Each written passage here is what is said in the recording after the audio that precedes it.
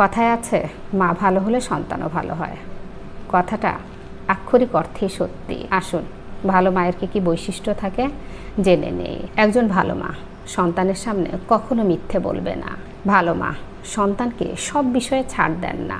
কখনো সন্তানের অন্যায় আবদার বা বায়নাকে প্রশ্রয় দেন না। নিজের স্বার্থ সিদ্ধির জন্য কোনো অনৈতিক কাজের আশ্রয় নেন না। প্রকৃত মা সবসময় পরিশ্রমী হয়ে থাকেন। সন্তানও পরিশ্রমেরই শিক্ষা পেয়ে থাকেন। সন্তানকে অন্য কারোর বিরুদ্ধে যাওয়ার শিক্ষা দেন না, মিলেমিশে থাকার শিক্ষা দেন। সন্তান ভালো করলে উৎসাহ দেন, খারাপ করলে চুপ করে থাকেন না, বরং শাসন করেন। তিনি ধৈর্যশীল হন, সামান্য ব্যাপারে বিচলিত হন না, ধৈর্য সহকারে গোটা বিষয় পর্যবেক্ষণ করেন। ভালো শ্রোতা, ভালো মা শুধু উপদেশ দেন না, সন্তানের মনের কথা মন দিয়ে শোনেন। তাদের ছোট ছোট অনুভূতিকেও গুরুত্ব দেন, নিজেকে সময় দেন। তিনি জানেন একজন ভালো মা হতে হলে আগে ভালো মানুষ হতে হয়। তাই নিজের যত্ন নেন, মানসিকভাবে সুস্থ থাকেন। সন্তানের মতামতকে সম্মান করেন। তিনি শিশুকে ছোট ভাবেন না। সন্তানের মতামতকে গুরুত্ব দিয়ে তার আত্মবিশ্বাস বাড়ান। প্রযুক্তি ও সময়ের সঙ্গে তাল মিলিয়ে চলেন। ভালো মা সময়ের সঙ্গে নিজেকেও আপডেট রাখেন।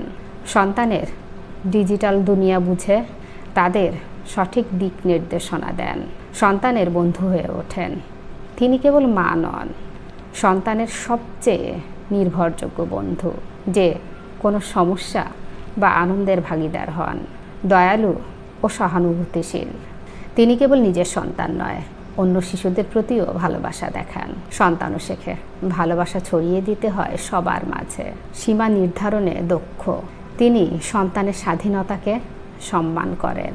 সন্তানকে সঠিক এবং ভুলের সীমারেখা স্পষ্ট করে দেন। ধর্মীয় এবং নৈতিক মূল্যবোধ শেখান। ভালো মা সন্তানকে তার সংস্কৃতি, ধর্ম ও মানবিক মূল্যবোধের সঙ্গে যুক্ত রাখেন। অহংকার নয়, ভদ্রতা শেখান। এইভাবে একজন ভালো মা শুধু ঘরের স্তম্ভ নয়, তিনি ভবিষ্যতের কারিগর।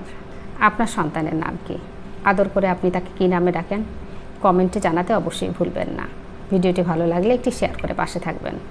আসসালামু আলাইকুম।